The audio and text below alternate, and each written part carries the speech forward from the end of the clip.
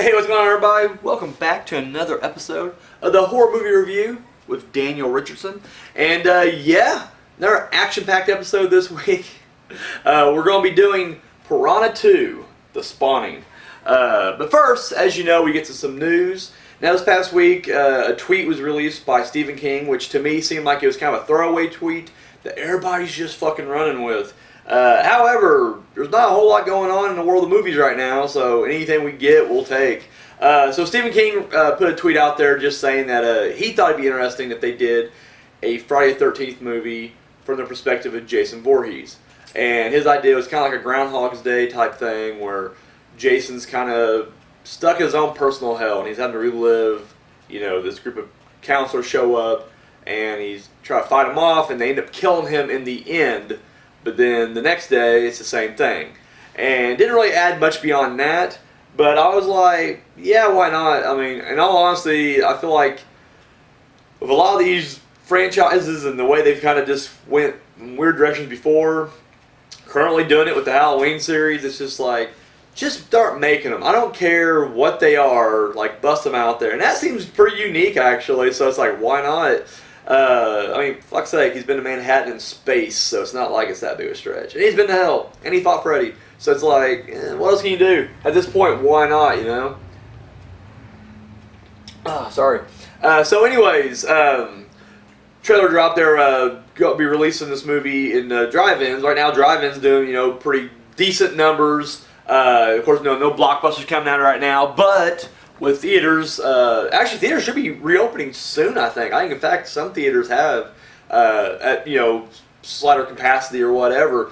But drive-in's been doing pretty good. Been doing gangbusters. But a movie came out recently called Followed. Now, the only reason I'm bringing this up is because the premise I really dug, and it's about a bunch of, it's a YouTuber and his crew who do videos where they debunk myths. They do, Midnight Man, Jeff the Killer, those kind of fucking creepypasta / internet urban legends.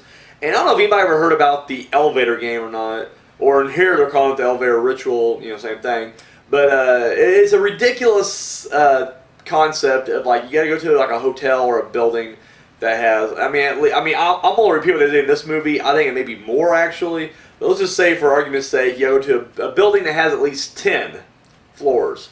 And so you get in on the first floor, and then you gotta ride it. Once again, I don't know exactly, but I'm just gonna give you a fake example. You gotta ride up to 7, and then back down to 3, and then you go up to 8, and then you drop down to 1, and then you go to 9, and you go back up to 10.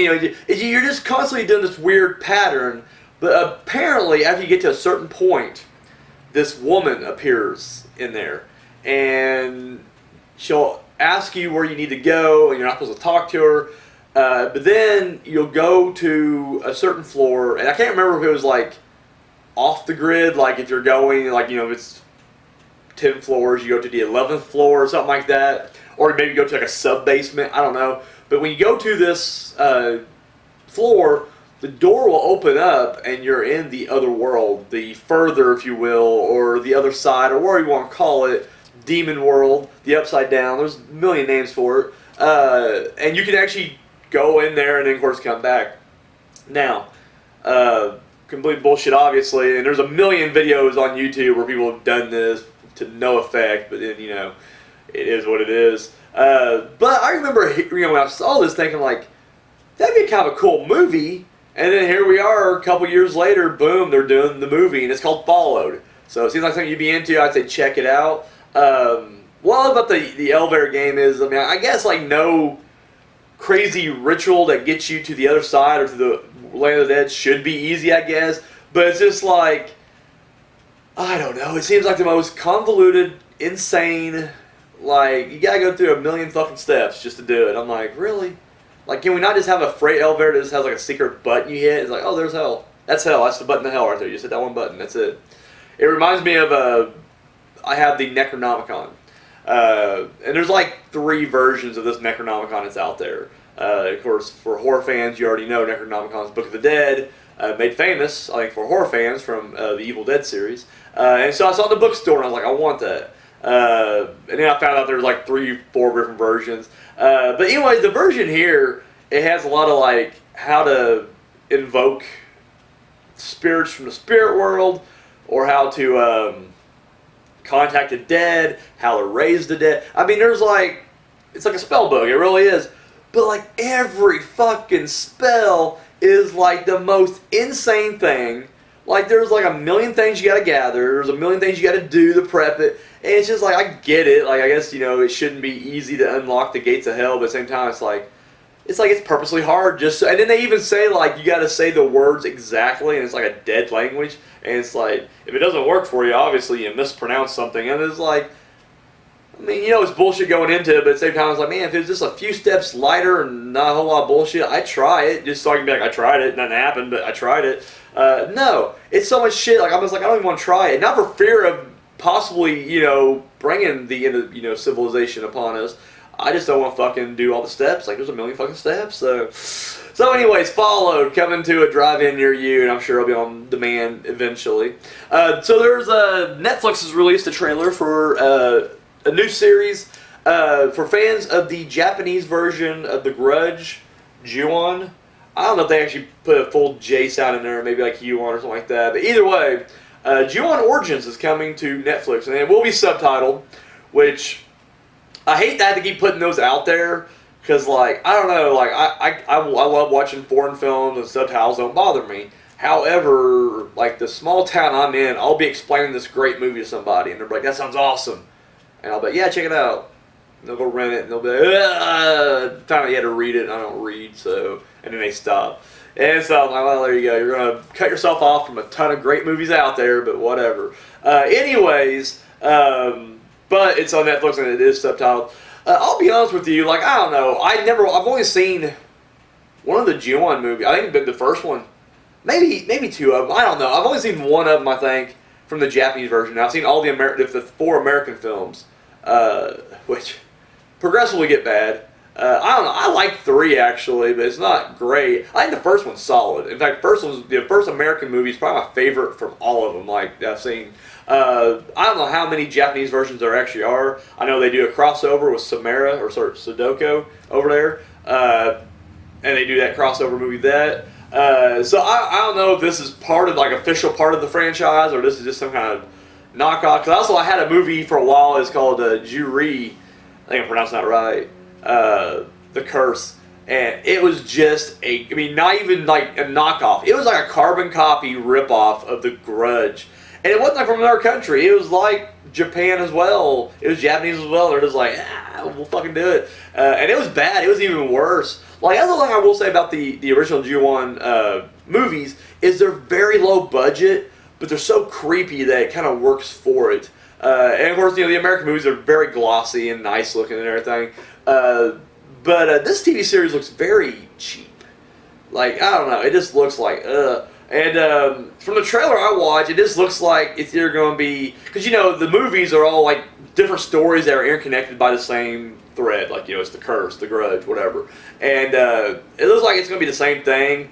And I guess since it's a series, I'm guessing every episode will be a totally different part of it. Which I'm okay with, I guess. But I may check out a couple episodes, or I may wait and see what everybody else is saying about it before I check it out. But, yeah, I don't know. I'm not as excited about it as I thought I would be. Like, if I was just told, like, hey, Ju-on Origins coming out, I'd be like, oh, that sounds great. I don't need to see a trailer, though, because I know it'll ruin it for me. Because I watched the trailer, now I'm just like, the trailer didn't look that great. But you can't judge a book or series or movie by the trailer. You never know how, things will turn out. Sometimes the trailers are shit. So, sorry. I get a drink. I get talking and it just, run out, my mouth gets dry.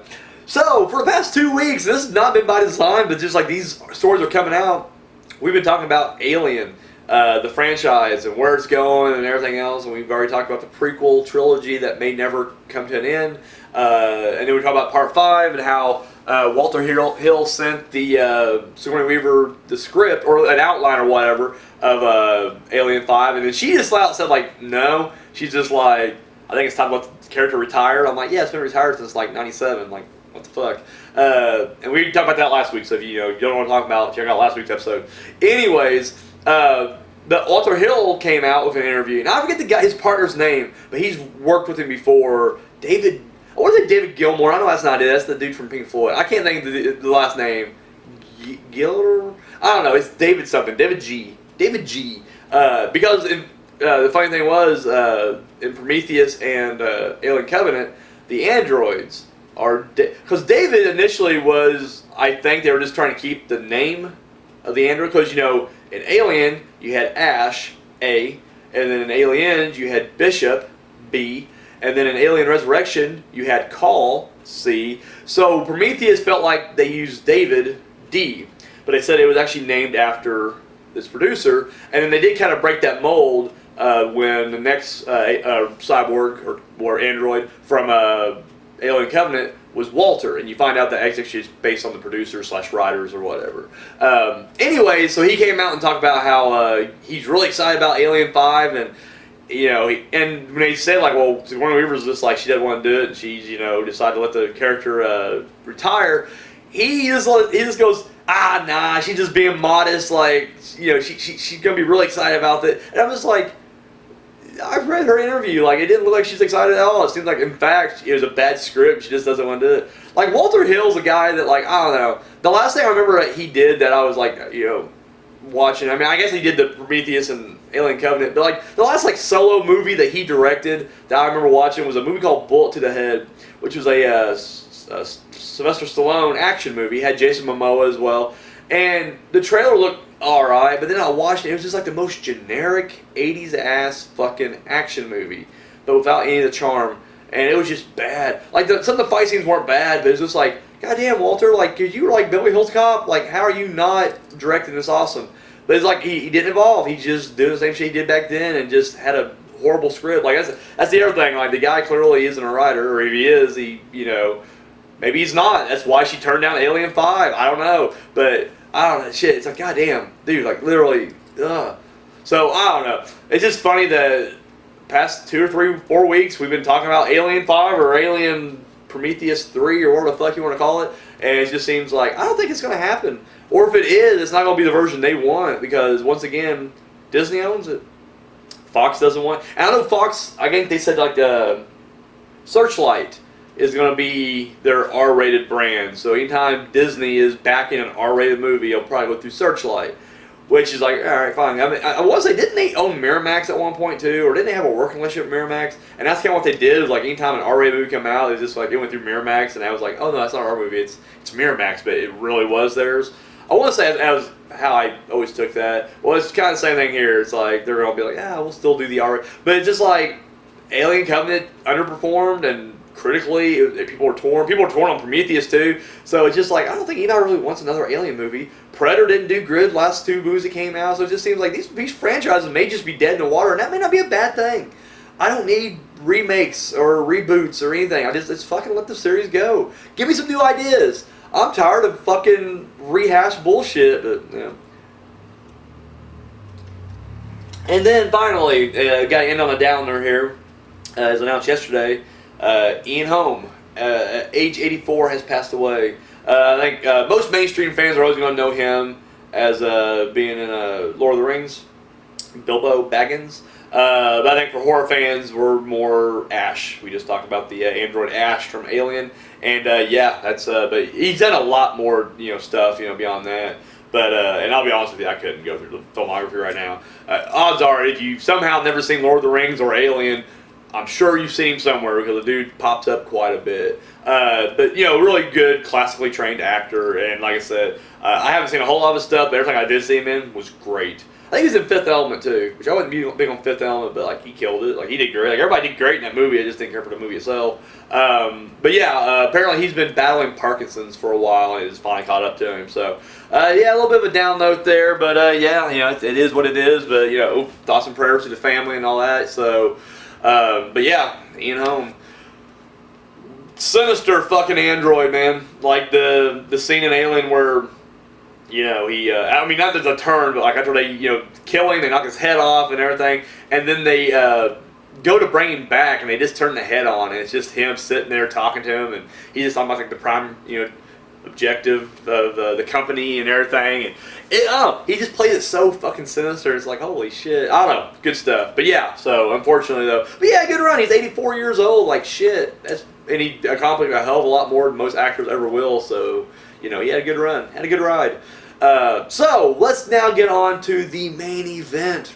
I'm talking about Piranha Part 2. The Spawning. Came out in 1981, directed by James Cameron, if I'm not mistaken, and I don't think I am. I think this may have been James Cameron's first film. It was produced by Roger Corman, who did the first movie. I think he directed the first movie, Piranha. And of course, I guess I should explain, my connection to the Piranha series, because I never saw these first two movies at all. I just never got around to watching them. I always heard people liked them. I always heard more about part 1 than part 2. And, but, I heard it was just campy fun or whatever. But then in 2010, I think it's 2010, the Piranha remake came out. And I fucking loved it. And, once again, I know I just say, I'm tired of remakes and everything, but it's like every now and then a remake just works. And I thought that movie was awesome. Just fun, B-movie, bloody, gory, lots of titties, creature feature. And it was great. Just good fun, movie. Now, they did a part 2, and they definitely tried to cash in on the titties, I guess, because it was called Piranha 3 Double D. I didn't watch it. I heard nothing but shit. I heard shit from everybody online. I heard shit from my inner circle of horror fans or friends, and they're just like, yeah, it's bad. I was like, you know what? I'll stay away. I don't need to watch it. And I never did. And it's not like I am purposely trying to avoid it. It's like I just haven't come across it yet, and honestly, there's no reason to try to check it out. I'm not gonna go out of my way to look for it. So just like, eh.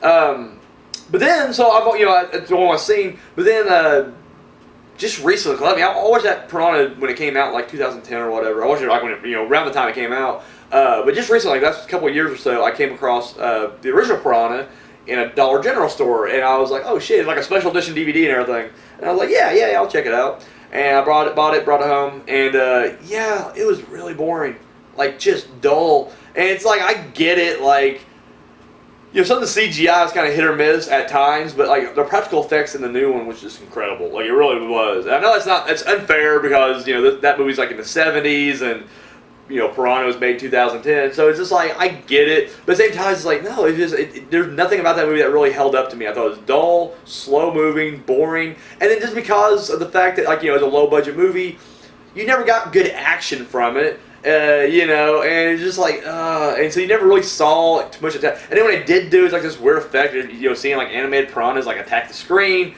and they would cut to someone like, oh, I'm underwater, I'm being attacked, and it cut back to the piranhas eating, and it comes back to them like that. It looks really bad. And now once again, everybody's like, it's good campy fun. I didn't pick up too much campiness here. Like it looked like they were trying to play it straight to me. Maybe I just missed the mark completely on it, but I don't know. I was just like, and recently, go off on a little side tear here. I did a purge for the first time of my DVD collection because I just had way too many DVDs, and it got to the point where I was running out of room, and I was like, you know what, this is ridiculous. And a lot of these movies I don't watch anymore, or will probably never ever see again.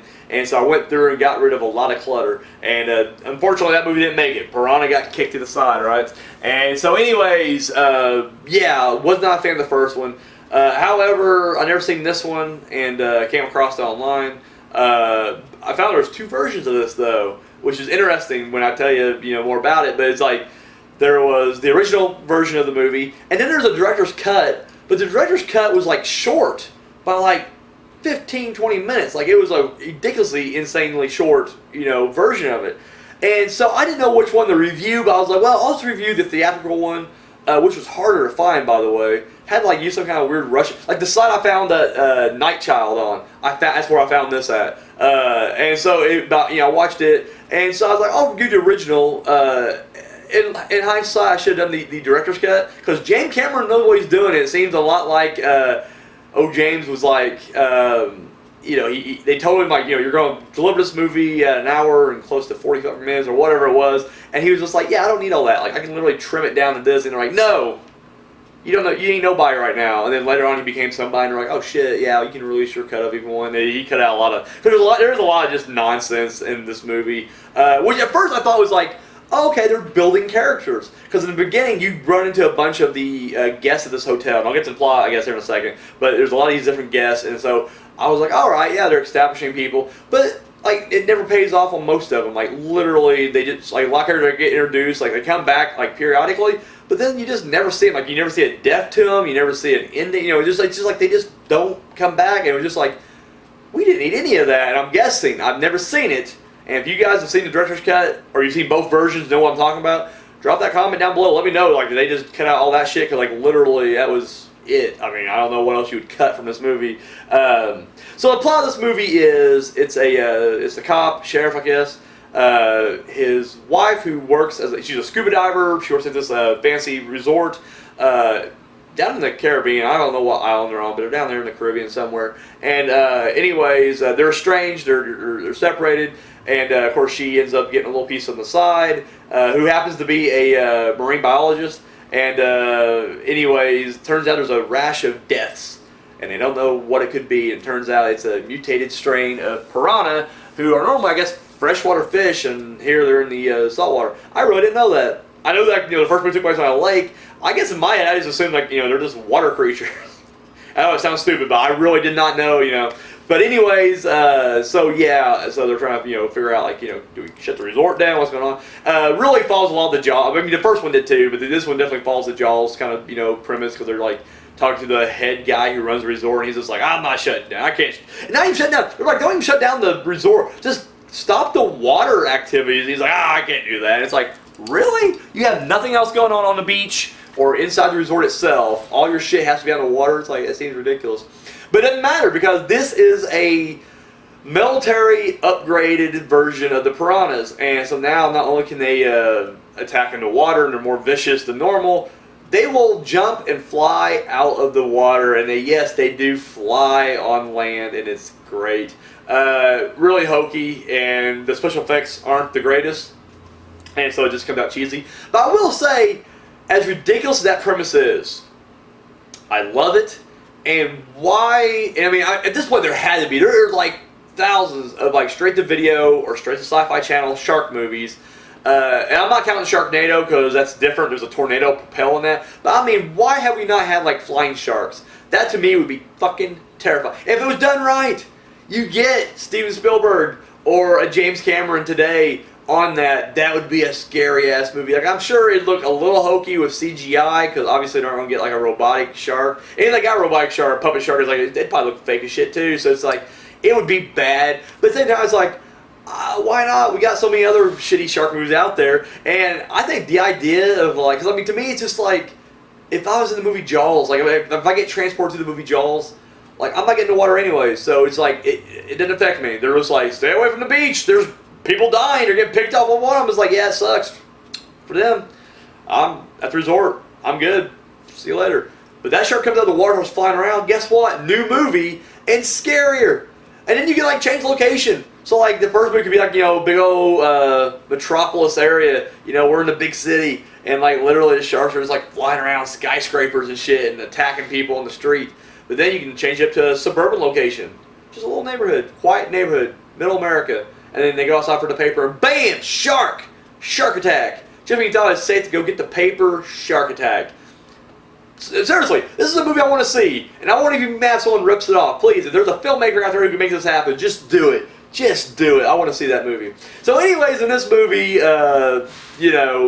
it's a string of deaths, and they introduce a lot of characters, and then the husband and wife are fighting, so then like he's just kind of weird around her, like she's just like, there's these bites look like piranha bites. He's like, what, you're crazy, you're talking about, stay out of the investigation. I'm like, she's giving you key information here. It turns out to be true. It's like, really?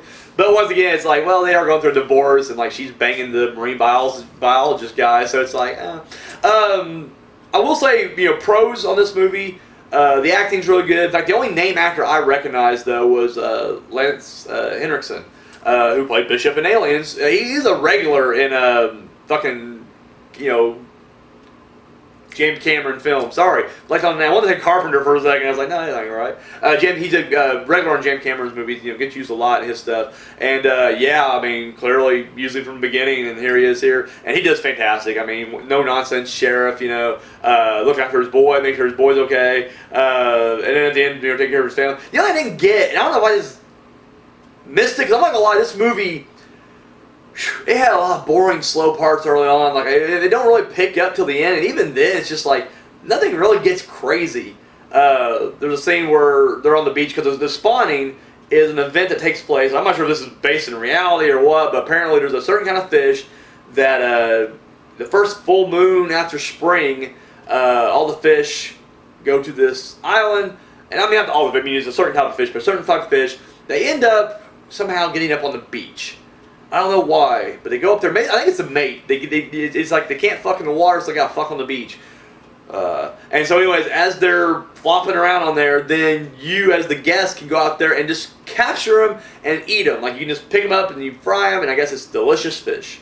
Which sounds horrible to me because I'm not a fish guy, so I'd just be like, ugh. Like I wouldn't be out in this thing, so I wouldn't get killed. So at the end of this movie, when they're all out there, and of course at this point, you know, the resort owner has been, you know, warned repeatedly, do not have this event, and he's like, the piranhas fly out of the water and start attacking everybody, and you're wanting chaos. That's the thing in the remake of Piranha, is you have that scene where it's just spring break, you have everybody in the water, and you're talking like hundreds, if not thousands of people out there, and it's just like, it's fucking bloody mayhem, and it goes on for a good, I mean it's a good 10-minute scene of just fucking carnage. And I know we weren't going to get that in 1981 with Corman's money, but at the same time it's just like, god damn, this should have been so much cooler, and it's not. Like it literally, they fly out and attack the first guy, and then you get that weird moment where, excuse me, where everybody's like, and they run away, and then you get everybody who's just like, and they're scared, and there's like 5 of them that just stand there frozen in fear, and then like, and then they get attacked,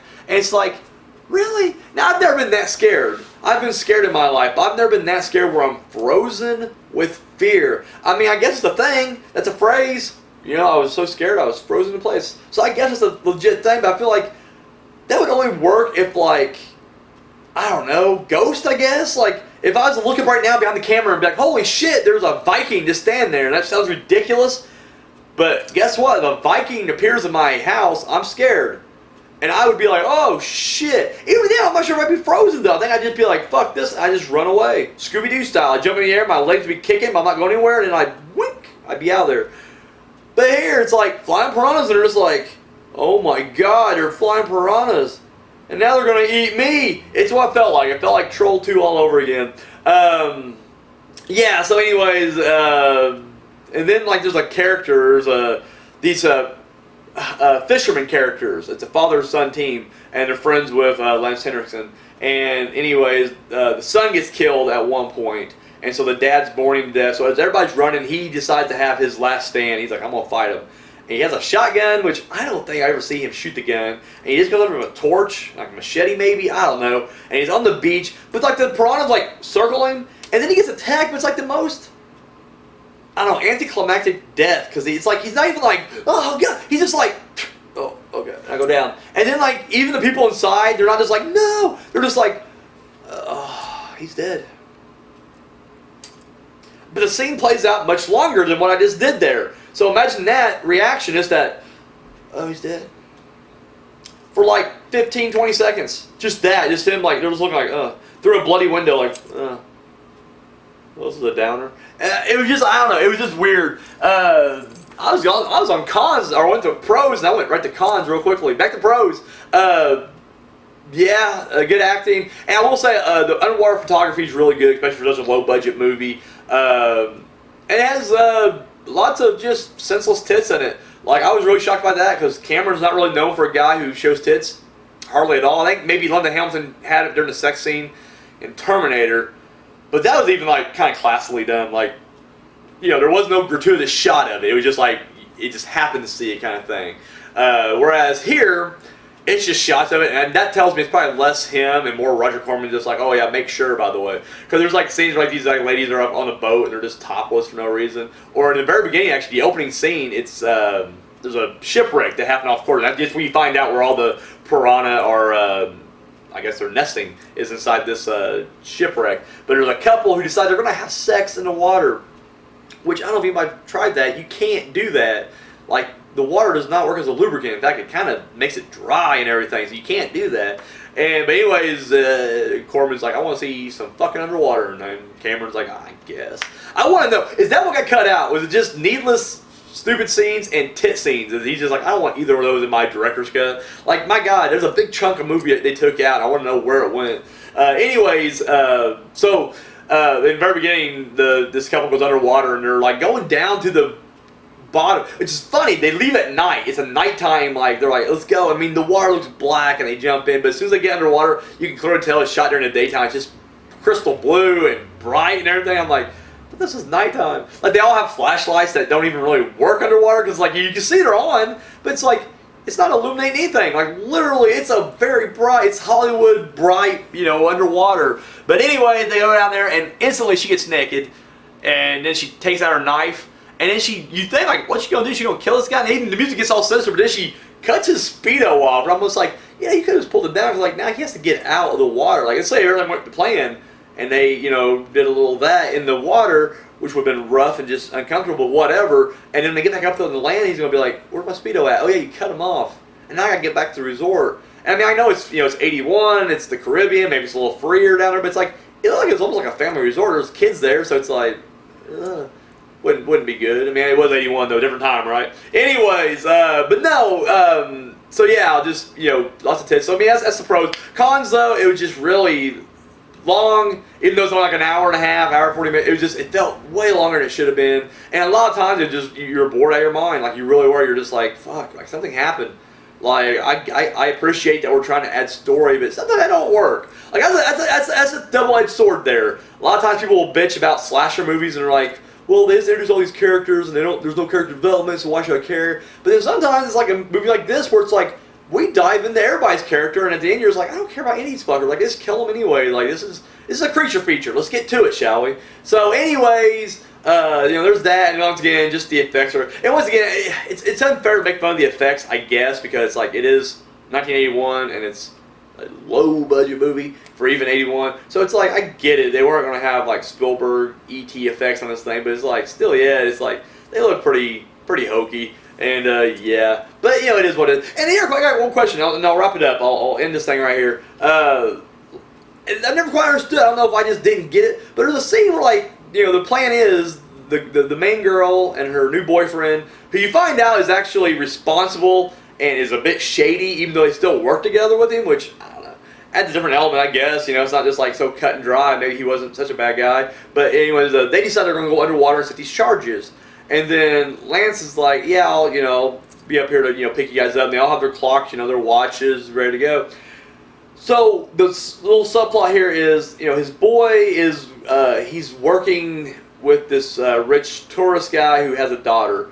And of course, the daughter happens to be around his same age, so, they're going to hit it off. And I think they do a little off-screen as well. But they're young, they're teens. And so anyways, there's a subplot where they basically get on the dinghy and they go away from the boat when the dad goes to sleep, because the boy's just kind of, summer job, I'm going to be your tour guide around here and I'll help you, boat. I guess the guy don't know how to boat. He's a rich guy who owns a boat, but he don't know how to tie the knots or make the sails or anything like that. So he's like, I'll just have this kid do it for me. So anyways, when the piranhas start attacking, and it's like clear, like there's murder piranhas out there, the sheriff goes look for his son, but when he gets there, it's like, he took the boat out like hours ago, and we don't know where he's at. And so they're kind of lost at sea, which once again, it's like, I don't know how big this island resort is, but it's like, can you not circle the island once? Like, unless if he literally went further out, which didn't appear like he did, it's like, you should find him pretty quickly, but movie's got a movie, I guess. But anyways, so while they're down there planting the charges and ready to blow the fucking piranha den up, he's in the helicopter, and he finds him. And then he's looking at the watch, and then he just, like, crashes the helicopter. Like, he just sets the helicopter on, like, crash mode, and then jumps out of the copter, and it crashes, and he goes over to, like, this boat. And only thing I can think of, I guess, is, like, he realizes there's enough time to go park the boat, and then go get his kids the safety, because he's afraid, like, the kid and his girlfriend will be too close to the blast. But it's like, when he pulls him aboard and the explosion goes off, it doesn't really blow anything up. Like, it blows up underneath, and everybody kind of shakes, but it's like, I think it would have been fine. So why'd you crash the helicopter? Could you not bring it down low, hover, and let him jump aboard? Like, I don't know. It seemed weird. So if anybody knows why he crashes that helicopter, please let me know that too. It seemed to make no sense. And I'm like, maybe I missed some dialogue. Once again, it was one of those movies where I'm just kind of like, oh my god, this is so asinine. Just get to fucking piranha action, and they're just like, we're going to talk some more about the plans. I don't know. So anyways, let me put a bow on this thing, and let's go home. Overall, I don't know. It was better than the first one. I mean, Cameron is literally the sequel master.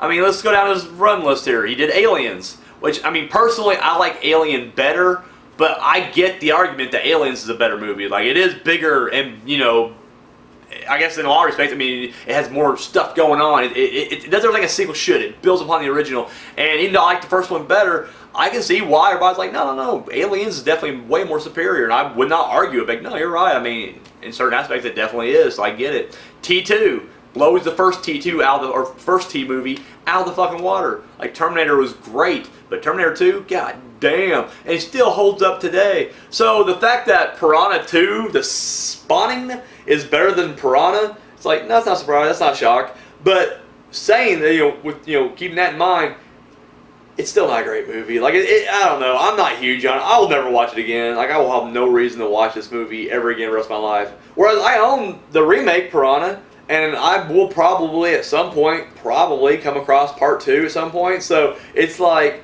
I'll keep my open mind, and I will always watch part 1 because I love part 1. Or sorry, the remake part 1. But like, these first 2 sucked. Like, how these were like on the list to remake, these great horror classics. Like, no, these are not horror classics. These are just, these are weak rentals. These are the movies that, if you were a kid and you were renting horror movies, I would have rented this up and like, oh shit, just wasting my $5 on that, or whatever rentals were back then. I want to say rentals were more expensive at one point, and then they progressively get cheaper. So I want to say, like, I would use my full allowance and get like maybe 2 or 3 movies. Yeah, we're not that expensive. I don't know. We get off topic. Piranha 2, The Spawning. I wasn't huge on it. I'm not gonna lie. It's not the worst thing ever, but it's not the greatest either. But if you saw it, let me know what you think. I'm curious what everybody else thought about it. Because this is a movie, you don't hear anybody talk about it. I mean, I hear everybody talk about the first Piranha and then the remake and all that stuff, but it's like, no one talks about this one. It's like, this has got James Cameron directorial debut and Lance Henriksen in it. Hendrickson, sorry. It's like, how is this not bigger or more talked about? But maybe because it sucked and that's why no one's talking about it. I don't know. But that's all I got this week, guys. Thank you for tuning in, and I'll catch you next week. Oh, shit. Didn't know which one, sorry. Hi. Thank you for watching that video. Be sure to give us a thumbs up, share it, subscribe to our channel. All that good stuff you do right here on YouTube, go ahead and do it. Check out our other videos. Go to our playlist. We got episodes of TPS TV, Journey Through the Dark Side. We got a new show coming out, the horror movie review with Daniel Richardson. This guy. And of course, our short film, Entropy. You can find all that and more right here on YouTube. And then check out, yeah, look at that. All of our social media right there. And we don't just, copy and paste like the same post and put it on all. No, that's ridiculous. 3 different platforms, 3 different posts. I mean, the behind the scenes stuff you see on Twitter will not be the same stuff you see on Instagram. So there you go right there. So be sure to give us a follow and a like on all that right there. Keep up to date. Have you seen Unspeakable Acts yet? No? Come on. Pick you up the DVD right now. Links over there. Oh yeah. It's only $7. $3 shipping and handling.